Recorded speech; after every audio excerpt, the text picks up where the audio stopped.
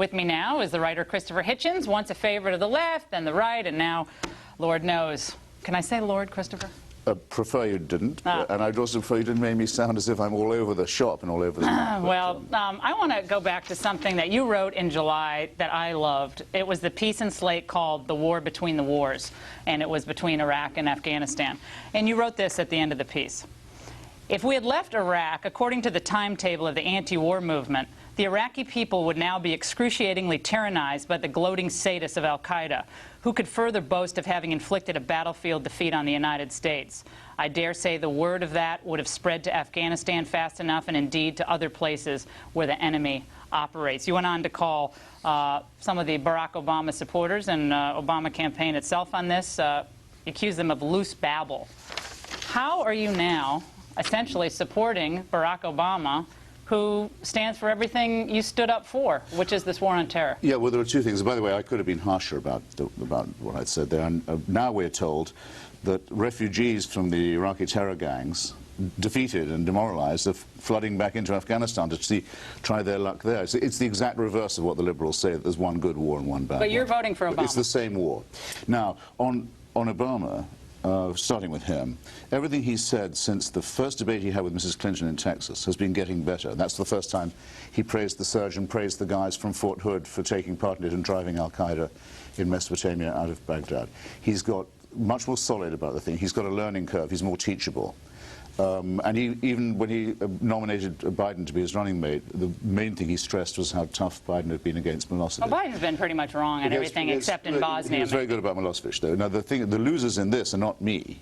It's the MoveOn.org types who are campaigning for someone who says that, if necessary, he'll go straight across the border into Pakistan to root these guys out. And McCain has attacked Obama for saying, how can you be so militant? Why don't you realize we need diplomacy with Pakistan? That's campaign bravado, No, I'm sorry, Pakistan. I'm sorry, but Christopher, I'm sorry, darling. On what may I say, issues? darling?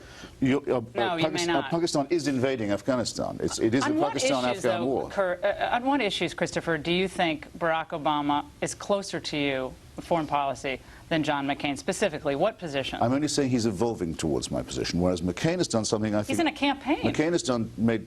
well, that's a big bet, though, is it not? That's a big bet on the war on terror you're making. McCain evinces one disadvantage and adds another. First, McCain is, in my judgment, I hate to have to say it of such a person, I think is losing height, losing capacity. He's just not quite the man he was, and one proof of that, you might add, is his choice of running mate and potential vice president. The person who's filling the stadiums across the country? Yes, with I think rather noisy and irresponsible and stuff, and people. My friends go to see Sarah Palin. They're great people. They went to Dartmouth with me, and they're good people. I'm not very impressed by people who yell traitor and communist and other less principled things. You're a free speech I don't person. like it. A lot of this stuff that's been reported now, it looks like the kill him, all that stuff is baloney. It never happened. And I'll tell you something. You want to see some rowdy, nasty things?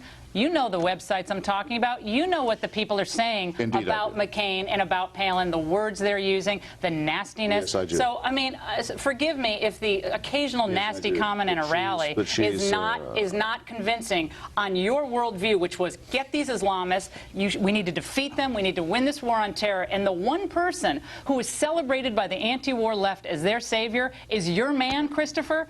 All the stuff you've written and debated your entire career about the war on terror is all wiped away because you don't like Sarah Palin. Why? Because why? Why don't you like her? Well, I thought you'd never ask. You must have me on more often and tell me what you think, and then you won't have to hear I know, but I'm frustrated with you because you're so smart and you're so articulate, and it's not patronizing, it's true, on this war on terror, and yet you're willing to throw it away because of McCain. It doesn't seem like he's with it enough for Palin. I think McCain has been erratic and untrustworthy on the question of Afghanistan and Pakistan, for one thing, and second, I think, given the actuarial odds and the way what you can actually see when you hear him and hear when you see him, it's extraordinarily responsible for him to appoint someone who isn't even curious about foreign affairs. Will you come on?